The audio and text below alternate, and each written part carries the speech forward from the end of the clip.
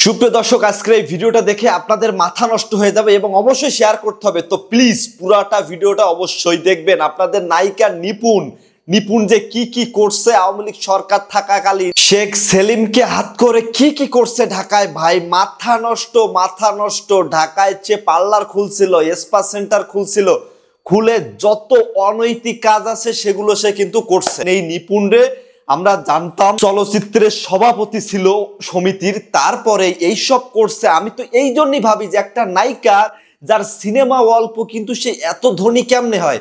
ফুল মাথা নষ্ট ভাই। এই খবরটা না দেখলে একদমই কেউ জানতে পারতাম না। ডেইলি যাই দিনের এই খবরে যা বলছে ভাই, ও রে নিপুণ রে, আমরা কিভাবে চিন্তা। আমি তো তাই তো বলি, একটা শ্যামলায় একটা নারী এত টাকা কেমনে পায়, বিদেশে থাকে, তার সন্তানরে বিদেশে পড়ায়।